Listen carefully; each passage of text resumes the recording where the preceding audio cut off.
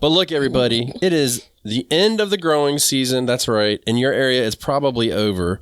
And you're probably thinking, I'm going to put my gardens to bed. But don't do it yet. We got an all-important task that you should do now. And you should not wait to do it into spring like a lot of people say. Right here on the Backyard Gardens podcast. To have a good harvest, one must plant good seeds. And must also use the right kind of fertilizer. The carrots have grown large and firm. How good they will taste. Now, we need to talk about the foundation of our garden. Don't you think, Batavia? I mean, I don't know. That's what we talked about in the pre-show, but sure. Let's talk about the foundation. I mean, the foundation is the bottom. It's the soil. In my experience, this is one of the hardest pieces to the puzzle to kind of get it all sorted out. Batavia, I think we had a long discussion about it one day, longer than I'd like to admit. And she fell into it, man. I like it, though.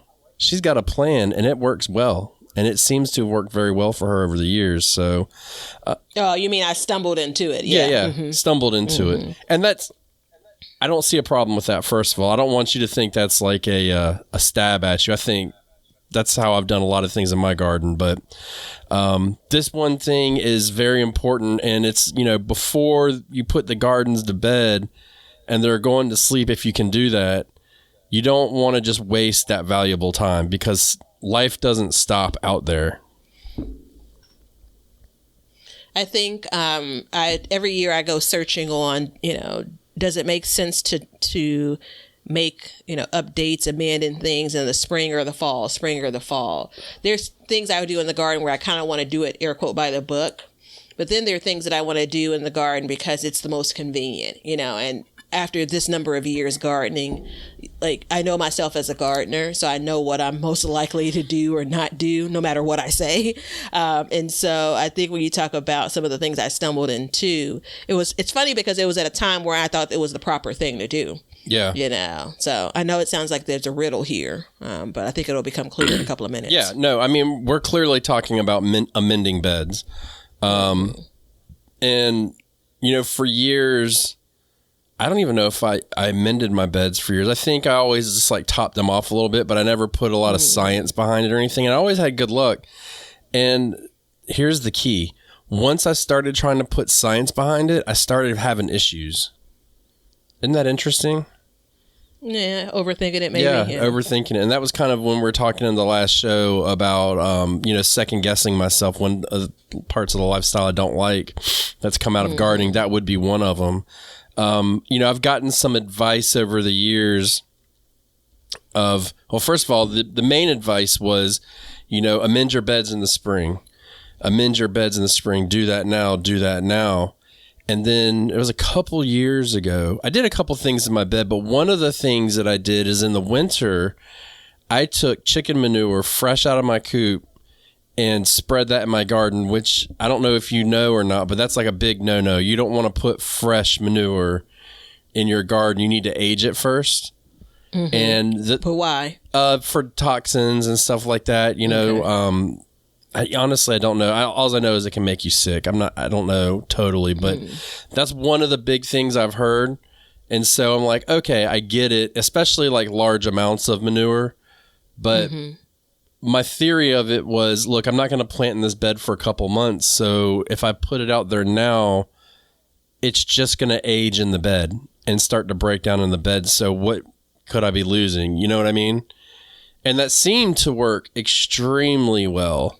So moving forward, that's kind of one of those things. And I've started doing it earlier and earlier into what I call the season for me. Because, fall is essentially like a second spring for me, kind of. Not really, but kind of. It's like a race into spring. But reading about stuff, compost is a big thing, too, to add to your garden. Yeah, I think I think it's the state of the compost when it comes to some experts, whether they recommend adding it in the spring or fall. I was trying to look it up.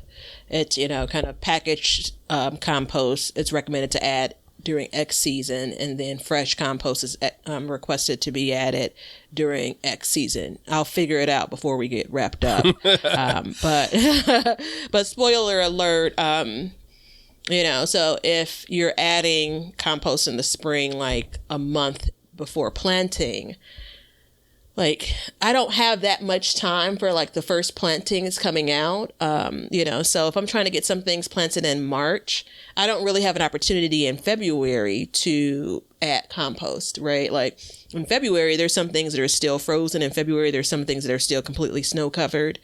And so that's why, and this is the spoiler, for me and just my kind of approach, it just makes more sense for me to get these things done in the fall. Yeah.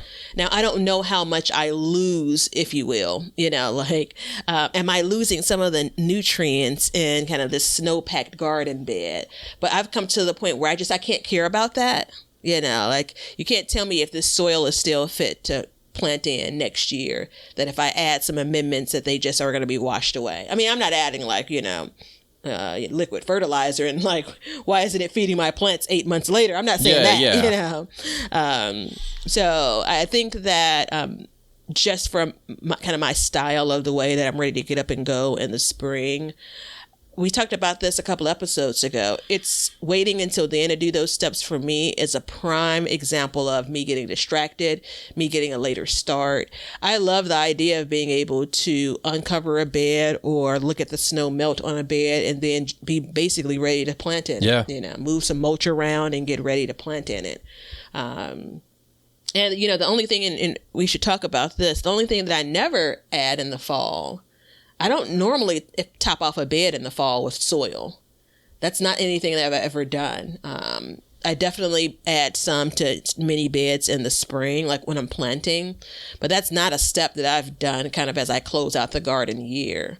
And it hasn't been like me consciously saying I'm not going to do it. I just never really thought enough to say I needed to. Yeah. All right. So you brought it up.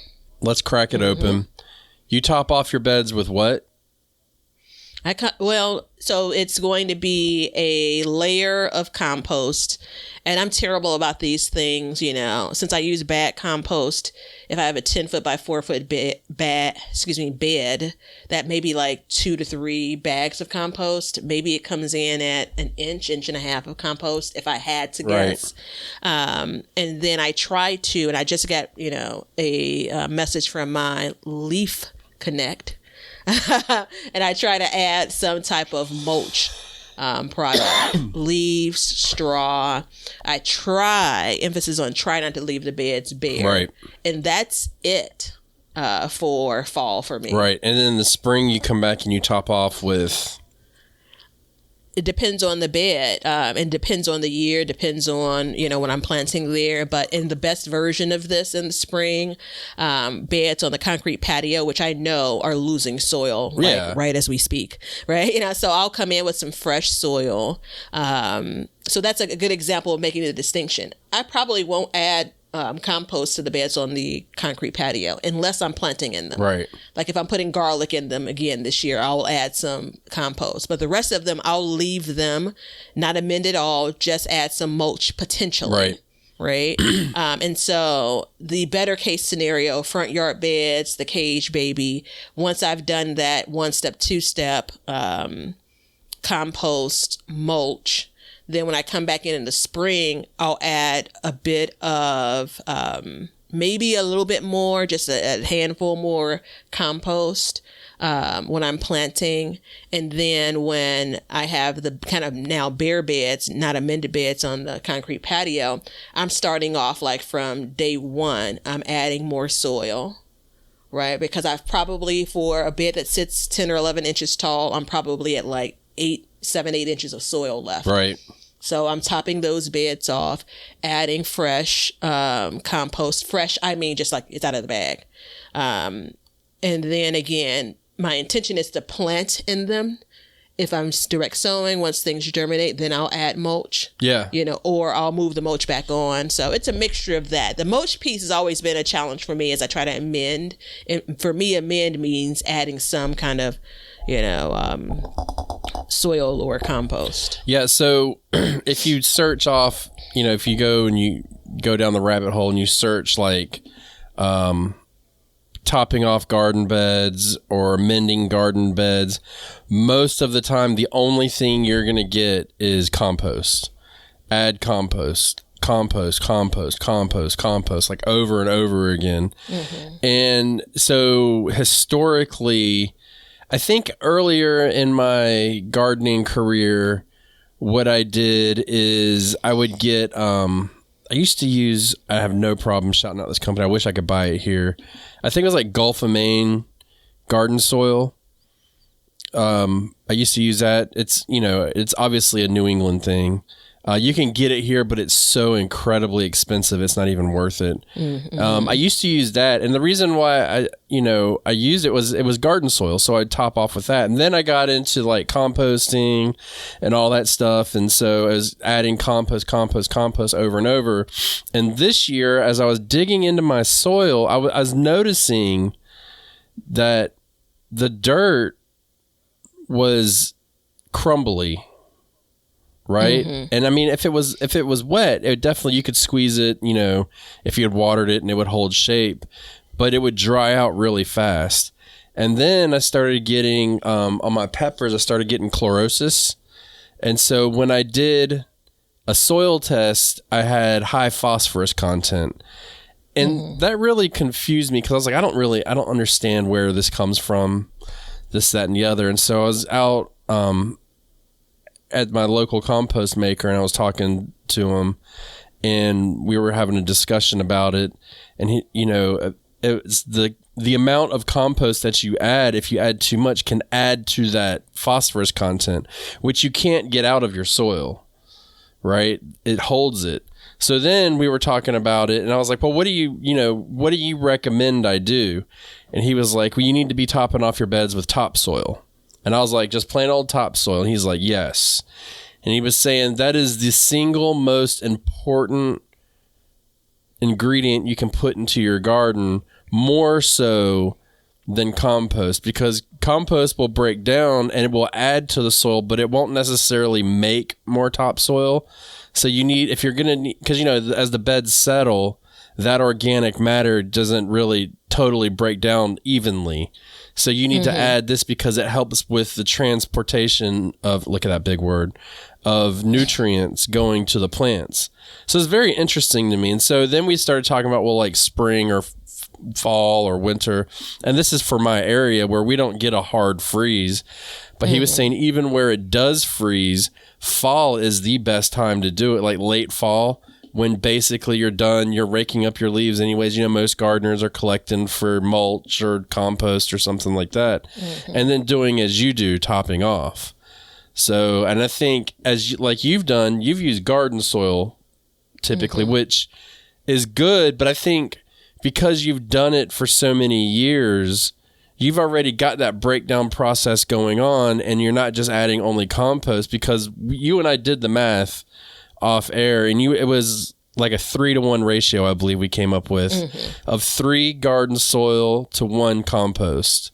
Yeah. So that was a very telling discussion that we had, because you can tell that, over the years, all that garden soil is outweighing the compost that you're putting in, and you've naturally made this, this good dirt in your garden.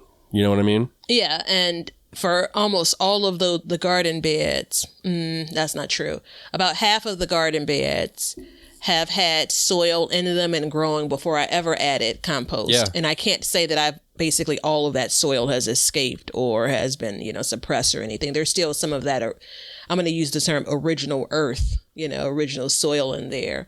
I think it's interesting because this year is probably I was kind of conscious of it, but really paid attention to it this year, and it primarily because I've been growing more root crops, the different textures of soil throughout my garden, right? So I have the very original garden, which is basically what the cage baby sits on top of. It definitely is. It's more reminiscent of what you'd get out of a bag of topsoil, right? Definitely what kind of you imagine Earth is like, right? And then I have the raised beds on the concrete patio, which a couple of those beds have much more pliable soil. And then a couple kind of feels like they struggled. Like it's a little bit more sandy, you could see sometimes water repels off of it, And then if you go to the front yard, it's actually a mixed bag, right? And it's interesting because the majority of the soil in those beds were from that original soil dump back in 2019. And it feels like that soil still needs a lot of attention. Right. Now don't get it twisted. Now I've grown some great food in those beds, but when it comes to kind of being crumbly, kind of big kind of blocks of caked up kind of soil, those are the two primary beds and a couple towards closer to the house. But I have a couple of beds that I built out using a mixture of things, and I'm pretty sure I mentioned this before. And these are these beds, you can plant anything on it in it, has been my experience. Root crop, tomato, so anything in the nightshade family, brassica, like you could plant anything and it seems like it does well. And it's a mixture of kind of some throwaway stuff. Spent potting soil, which we know the texture of potting soil is very different than your regular topsoil, garden soil, or anything of the like. Some actual garden soil, some compost. And as I've turned those beds over, whether it's with a spade or a shovel or whatever have you, I can just tell the difference in those beds. And it's kind of like, that's my goal. That's what I aspire to have in the rest of the garden. I can grow radishes in those two beds, where I struggle to grow radishes in, the biggest beds in the front yard just based on the soil makeup. Yeah. And I don't think there's anything wrong with adding potting soil, small amounts of it, to like a raised bed or something. I know a lot of people that I've read are like, don't ever do it. It's the worst thing ever. And I don't see that because you get that extra water retention. So it kind of helps. Just to be very clear, I'm sorry. No, go ahead. I just want to be, and I should have mentioned this when I said it. These are beds that sit, 17 inches tall. Yeah. So it's a much taller bed than you'd normally, a lot of people have when they're building raised beds. So I definitely was adding potting soil, not as a strategic move for soil health or soil nutrients. It was quite literally a filler. Right. But as all that stuff starts to get mixed in, Well, and when I was younger, I used to buy, when I was first, even before I had a garden, I was just getting some containers, trying to grow some like flowers or something. I don't know what I was trying to grow. But I remember buying like the cheapest bag of topsoil you could get, and it had pieces of trash in it, and it was just real ugly. So for a long time, I didn't buy any topsoil. And when I was planting my peach tree this year, I had bought, I wanted to put topsoil and compost in the hole.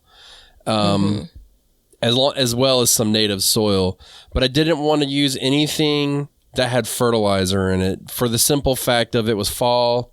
I was planting it, and I didn't want to encourage more growth than was necessary.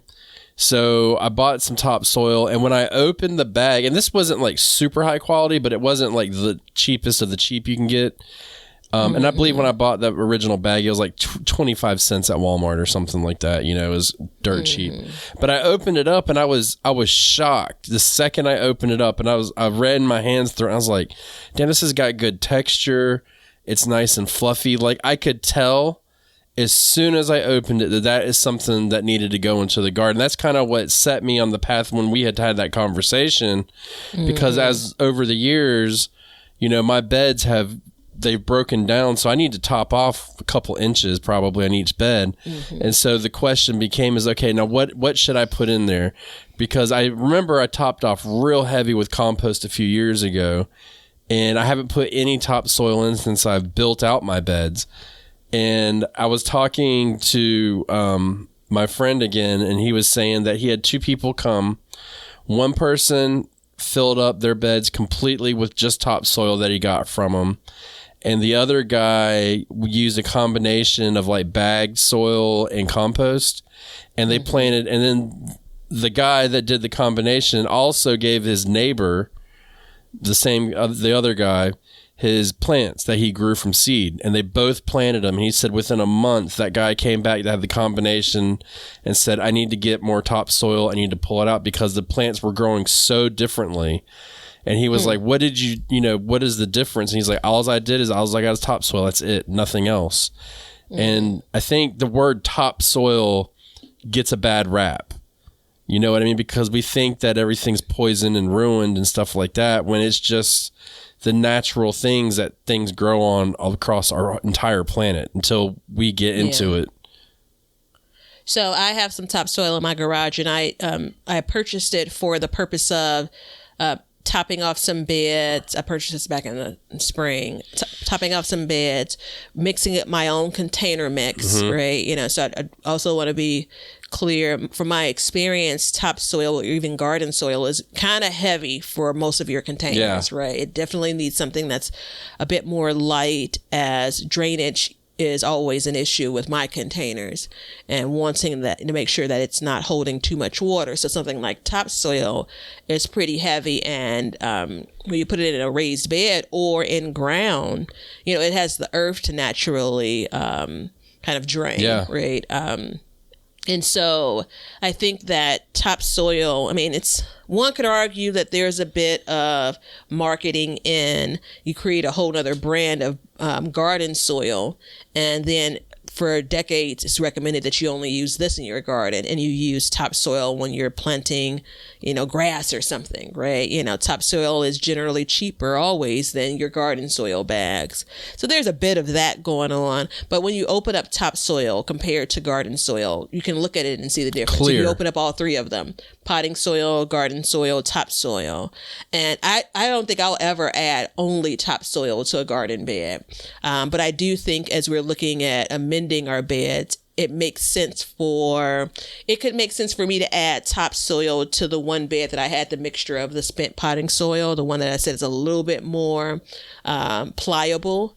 If I feel like perhaps it's too pliable, there's too much drainage happening, that could be a nice amendment. If you have to do like bulk topping off, like your beds have just broken down and they're compressed, then I think topsoil would be great for that, because it's cheaper and it's a good base to start with. You know what I mean? Does that make sense? Because if you open up garden soil, it's clearly got chunks of wood and stuff in it, like much bigger chunks of wood. Yeah. And a lot of them are shredded if you get like a quality garden soil. But then you can start to mix from there if you wanted and add a little bit of this and that. But I think as a whole, like for me, because I have to top off so much this year, and I'm going to come back in and add garden soil as well. And I'll even add some compost, but nowhere near the amount that I have been. And so it's, when you come into the fall and it's like, okay, now it's time to put the garden to bed, you can start to work these things in as needed. You know what I mean? So I wouldn't add everything all at once, especially because I planned one of my beds should be empty in the next month or two. And so it's just going to rest, but I wouldn't just top it off completely right now. You know what I mean? I would kind of start to work into it a little bit and do a little bit 1 month, and then the next month really add in. I'd probably add in my topsoil first and let that just kind of work in because of my situation. And the fact that my soil is so crumbly, and let that work into the entire bed, and then come back into the spring and then add a little bit more of something else. Is that the method that you do, or? Well, it all depends on the where, right? So I have access to all three of those components: potting soil, potting soil, compost,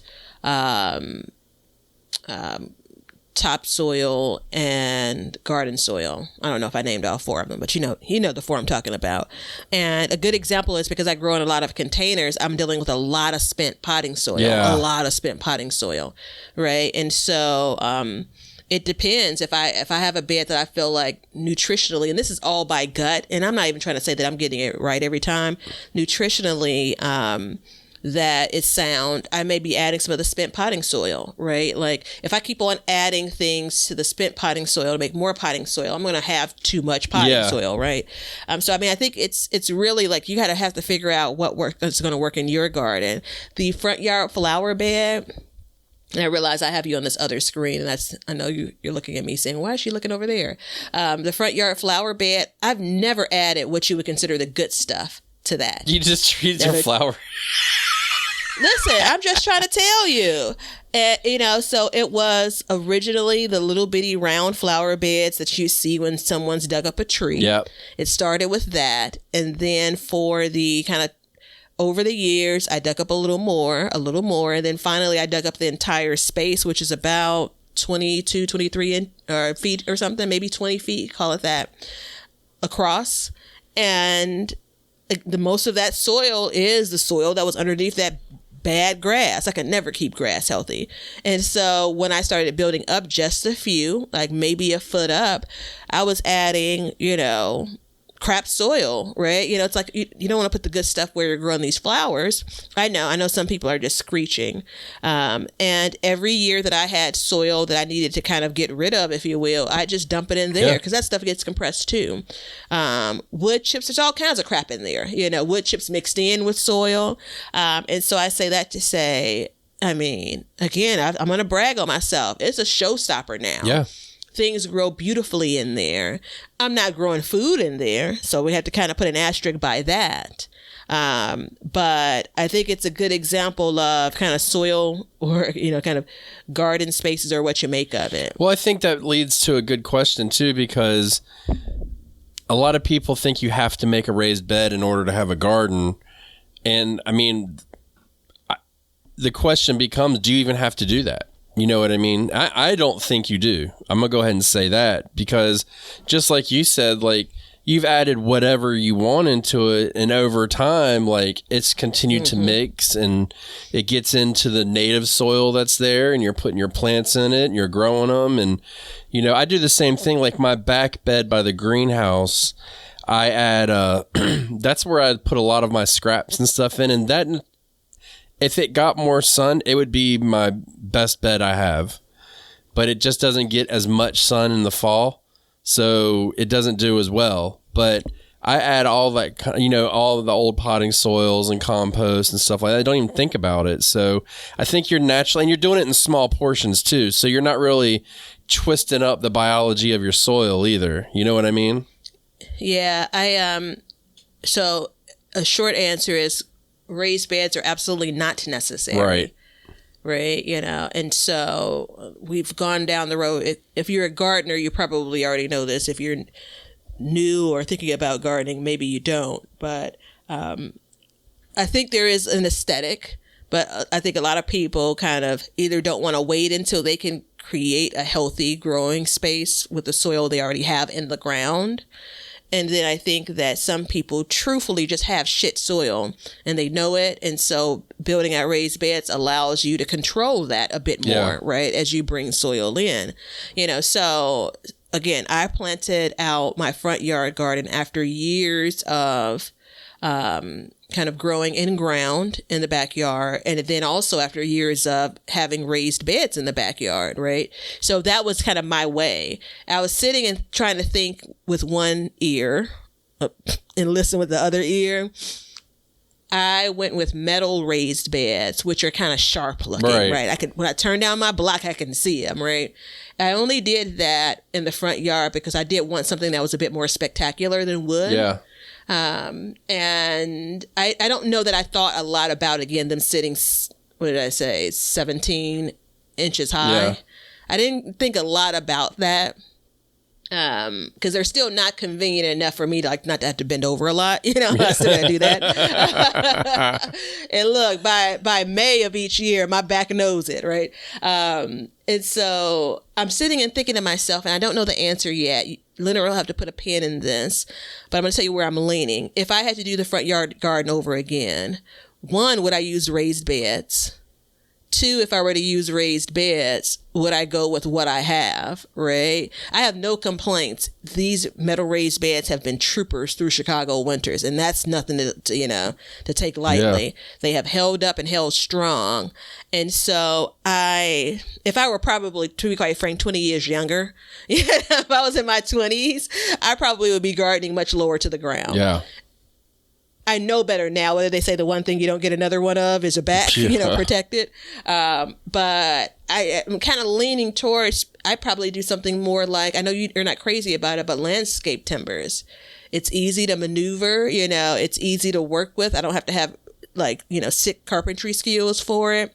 I can get the height. I can, dictate the height that I want, the expense compared to the metal garden beds. And when I say if I had to do it over now, especially when I consider cost of materials now, I'm not so sure. I kind of feel like maybe I get less play, meaning they go after it less, varmint around. I've been using varmint for the last week. I can't get out of it. Sorry. I like it. So I've been, I think maybe clearly they can climb inside. Don't get me wrong. But I think maybe if they were lower to the ground, I'd probably have more of them visiting. There'd probably be more evidence of them visiting maybe. So anywho, I hate to wrap up with the whole figure out what works for you, but that's what it is, man. Because it all can work. Well, and for me, I have really sandy soil here. Mm-hmm. So when I originally just started with raised beds, and then I went into the wild garden.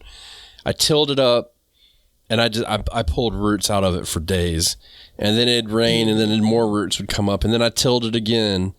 And I just never really could get a hang of growing in it. And I would amend it and work on it and all that stuff. Mm-hmm. So then I went to do the raised beds, and then I ended up getting what we all know as fill dirt, what you put under construction and stuff like that.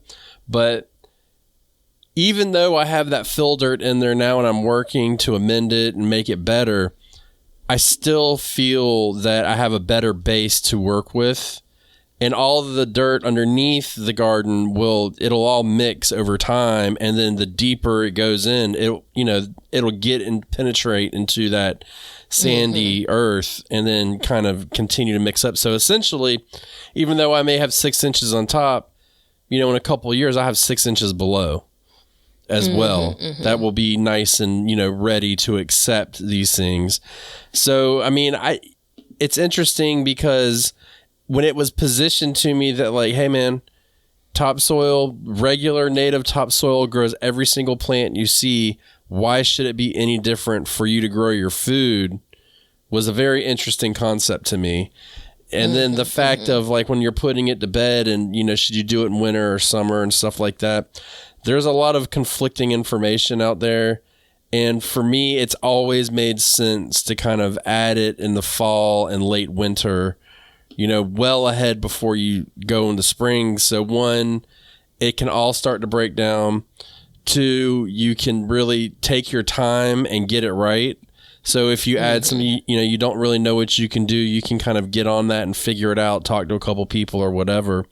And then three, it can just, you have that time available for you in the spring to focus on more pressing tasks, because gardening ain't easy.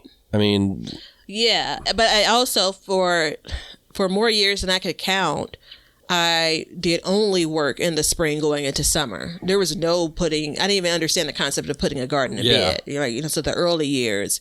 And I do like the whole, all right, we're getting started. I'm going to get my 2 bags of dirt, I'm going to come out, I'm going to go and buy my 2 pepper plants from Home Depot and, my big boy tomato plant, and I'm going to plant all that stuff out. I could do that stuff in a weekend, unless I let the weeds get ahead of me. Yeah.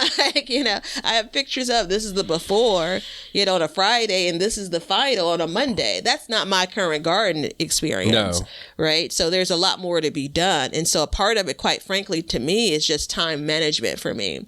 I was talking to a neighbor that's a couple of blocks down. It's funny because I always tell him there will go some periods of time. I haven't seen you in weeks. He told me, it's an older gentleman, so I'm always listening for those bits of wisdom. He told me in September, all right, happy Thanksgiving, Merry Christmas and Happy New Year. Because I know we're getting to the point where I won't see you until next year. And so funny enough, after that moment, just coincidentally, we saw each other like 5 days straight. So I hadn't seen him in like 3 weeks. Saw him this morning when I was taking a quick break, from work. And I was telling him, our weather, it'll be past by the time this airs, but our weather for the next 2 weeks is a godsend for a gardener. Yeah. And I'm like, you'll see me out here because I got work to do and the weather is agreeable. And so it's a great opportunity, and someone hold me accountable. If you hear me singing some sad song next year, like, well, I didn't get a chance to pull up my sunflower stalks and, that stuff is still out there because I'm feeling good. I had a little bit of, some sniffles and things, but I'm past that almost. And so I'm like eager, like I got my second wind, if that's a thing in, November. Well, and I mean, that's like me. I mean, our first frost date's coming up and we haven't had a frost yet. And we don't have one in the forecast yet. And I'm checking every day to see what the new day is going to bring. And I don't see anything on the horizon. So it just gives you more and more time to go out there. And it's like this time of year is my busiest time, because I'm working on everything. I mean, it's my buddy just called me. He's like, where you been? Same thing with you. And I'm like, man, I've been busy. He's like, what the hell you been doing? I'm like, working in the garden, man, amending, trimming, planting. I'm planting seeds every day, getting ready for winter, because like I said, the plan is to let some of these beds just kind of grow out and then done for the season. And it's like, I went yesterday and I put my money where my mouth is and I bought a bag of topsoil. And I worked it in, I'm going to use a word here. I tilled it in to my, where I'm going to put my garlic in a couple weeks, once it starts to cool off more. And as soon as I did that though, Batavia, I'm not lying. I stuck my hands in it and I was like, I get it. Yeah. Like I got it immediately. There was a noticeable difference in the composition of that section of my garden. And that's the term, the composition of that that side of the garden, which is, I mean, it's key. It's setting you up. Well, I think I'm going to say for those in the back, it's setting you up for success next year. Like in sentence, right? And I think that anything that you can do now, while it's at top of mind, then I'm team do it, right? Now, if you're out here, I'm sorry, I got a note about some water backing up in the basement. And I went to the basement this morning. I'll have to check when I get done from a neighbor. So if you're out here and you can't get to the stuff until the spring, I mean, please don't say, well, I'm going to wait until next year to garden. Like, it's okay, right? There are probably going to be, I think it's like, technically, if you think about everything that has a structure around it, that you can call a raised bed, it's like 17, 18 raised beds, right? Like, am I going to get to all of that? Maybe, maybe not. So I'll probably be doing some work in the spring, and that's okay. But I think to not have that as what could be considered for me in my space as a distraction in the spring it's going to be a big win for me. Put that on my 2023 win. Yeah. Okay. We'll put it on a year ahead of time.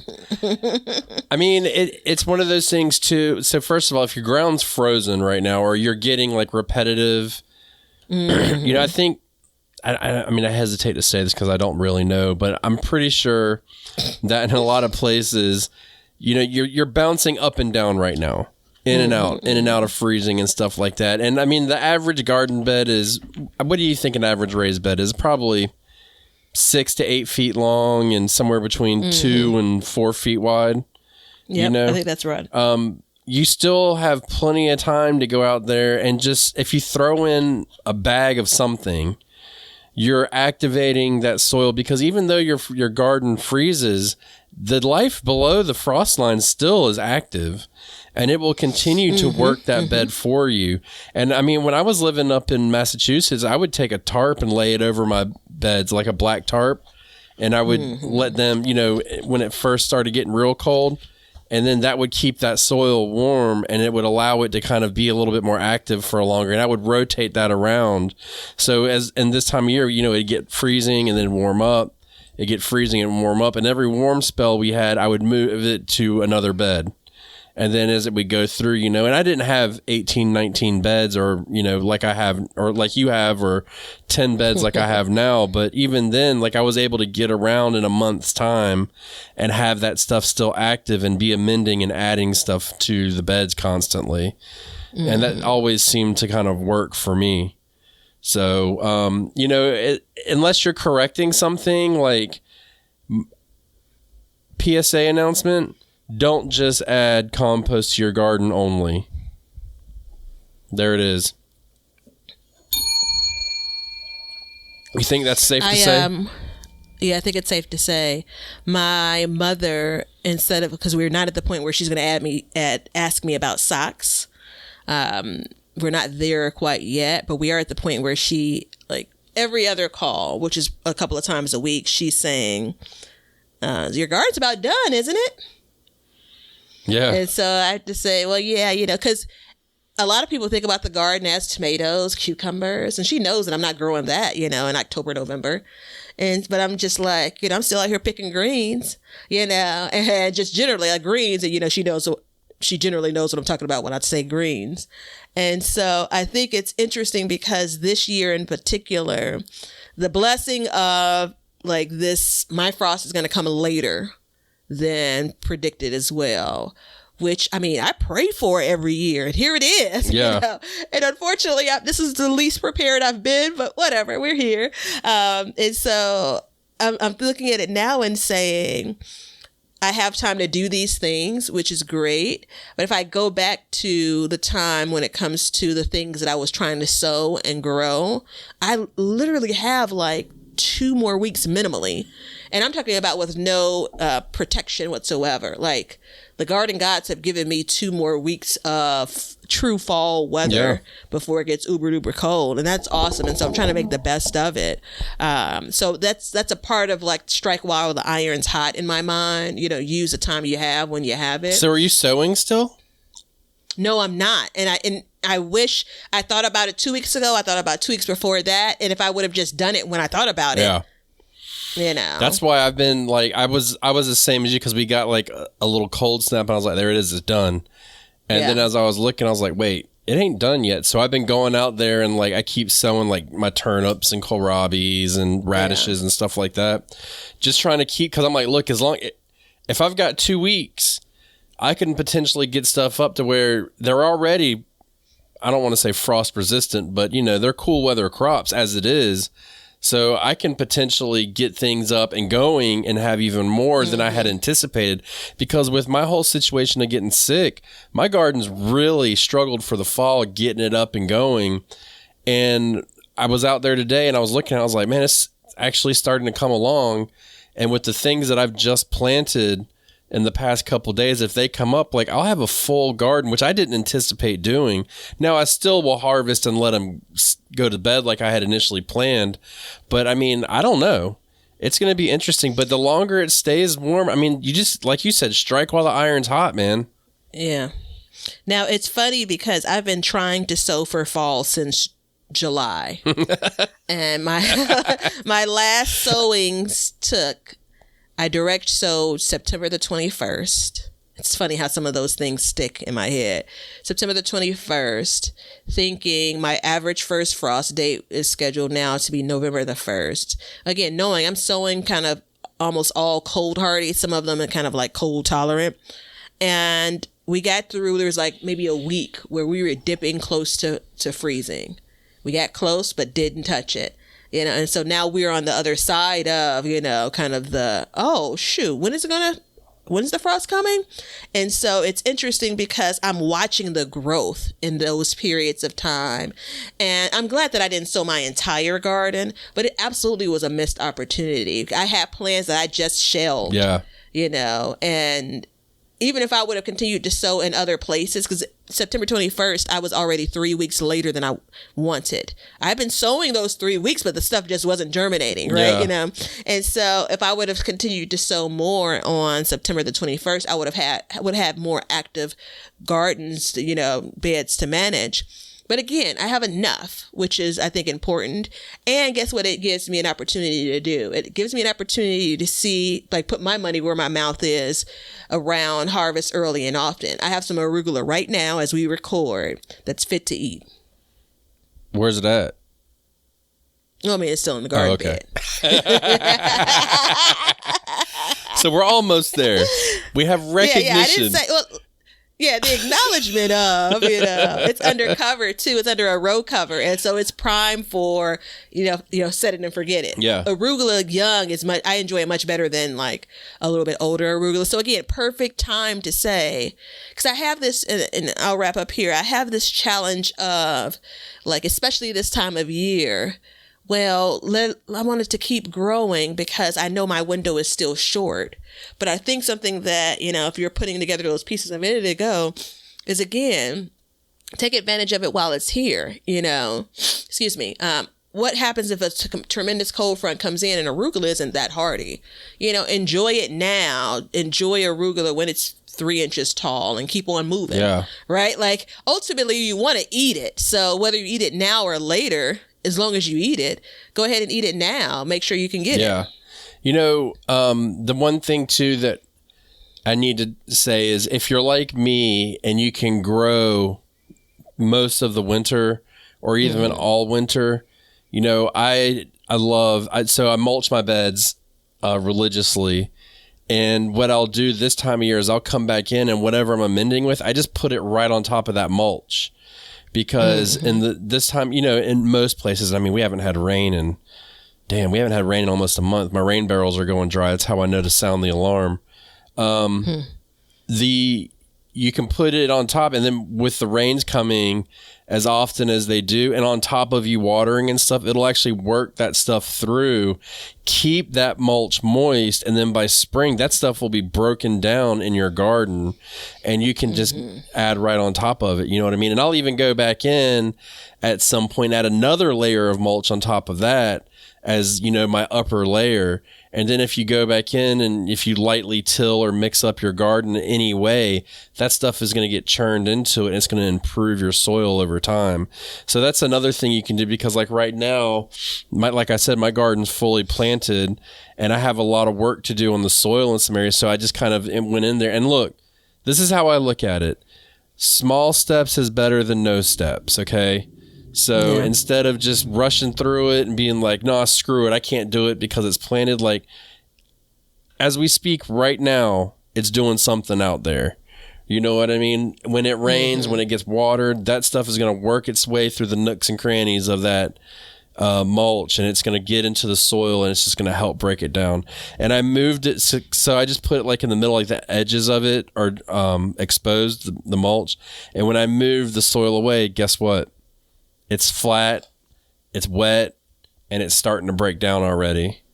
And the dirt underneath, the soil is warmer underneath because it's starting to cook a little bit. So, if you're like me and you have those situations, you can definitely do that. It's a good option to have. But with that being said, I know that Miss Batavia is going to give you the recipe of the day.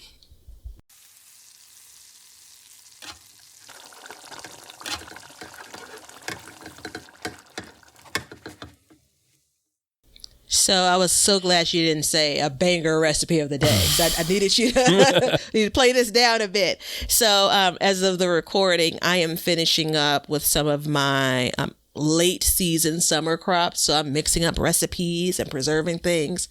And I got some bangers, but at this point, it's going to be like December by the time you hear this. And I'm not going to like tease you. So I'm going to give you something that can be used and probably is still useful to you now and 365 days a year. I'm going to give you 2 different types of season blends. And I'm getting it out of the... Dude, that's a banger. Blue. I love that. Yeah. I knew you would because it's herbs. So I'm going to give it to you out of the Ball Canning book, the all new Ball book, Canning and Preserving, Book of Canning and Preserving. I mean, this is pretty par for the course, though. I mean, they've not come up with anything magical. Italian seasoning blends. It's going to make about 6 tablespoons. So double it, triple it, quadruple it as you see fit.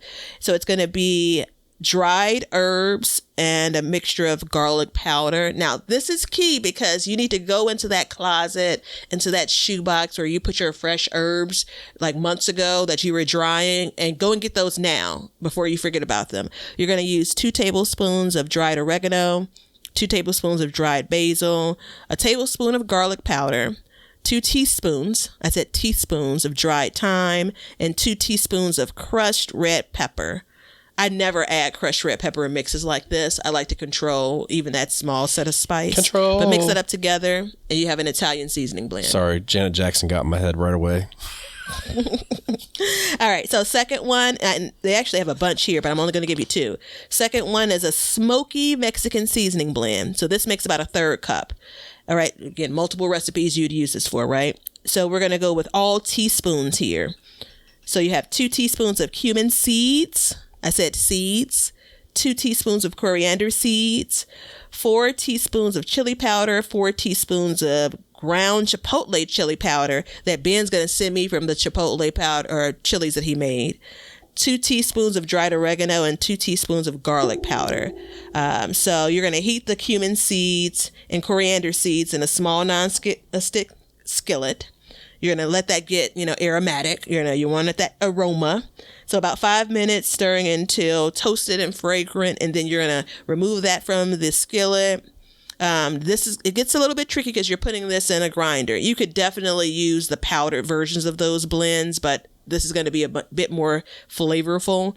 So you're going to put it in a grinder, blend it up, or you can use a mortar and pestle if you want. And then once you have everything ground, you can add everything else that I listed: chili powder, chipotle chili powder, and oregano and garlic powder. And now you have a smoky seasoning blend. Have you ever used a mortar and pestle? Yep. They're a bitch to use. I've used it for my pesto. You know what I use? What? Coffee grinder. Works I have great. a coffee grinder as well. I used it once or twice for my pesto, and then I decided, I'm in Chicago. I don't need to be that authentic. I'm going to go ahead and go to the food processor. Yeah. Yeah, well, especially when you're making big batches. But I got excited because, man, I love seasoning blends, but the stuff you buy at the store, man, it can be so hit or miss. And by the time you go through and try it all out, dude, you got a whole rack full of stuff that you're just like, ugh. Yeah. So. Well, that's the reason why I'm glad that they put 6 teaspoons. That's probably could easily get you through 3 recipes depending on what you're making. So if you don't care that much for it, you're done with it. You could obviously even half that recipe if you want to just try out, that first one that I gave you. I do a classic house seasoning blend, which is it's in a regular shaker, salt, pepper, and garlic powder. That's one of my kind of standard, again, house seasonings that I use daily. I want to learn how to make my own garlic powder. Do you know how? I've seen videos on it, but I didn't have enough garlic this year to try to give it a try. Yeah, I don't know how much it would make. I don't know if it'd be worth it. Mm-hmm. Garlic powder is so much easier to use than chopping garlic. I'm just going to say it out loud. Yeah, for sure. Sorry. But fresh garlic tastes a lot better, so there it is. Mm-hmm. It tastes much more like garlic. Yeah. It's much more pungent. But, seriously, everybody, it's all about...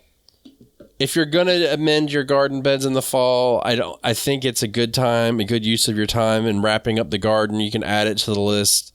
There's a lot of chores that you can do, but I think this one will help you set forward because there's going to be a time in the spring when you're doing it and you're going to be like, shit, I'd rather just be planting my tomatoes or, harvesting my taters or, whatever. So... It's, give it a shot, see what it is. And you don't have to add it all at once. I would definitely, anything that breaks down, I would put in first. There it is. I summed it up in one sentence. Sounded like it, but actually I don't think I did. And on that note, come check us out on all our places. We'd love to see you on Patreon. Teespring, that code is XMAS2022, 20% off everything. And until next time. See ya. Now you know why people feel like celebrating at harvest time. All over the world, people have feasting and good times when the crops have been gathered in. Hey, everybody. Thanks for checking out the Backyard Gardens podcast. If you like what we're doing and you want to continue to support the podcast, head over to our Patreon page to sign up. You can also make a one-time donation using PayPal. Both of these links are in the description. With your support, we can continue growing and helping others in their gardens. See ya.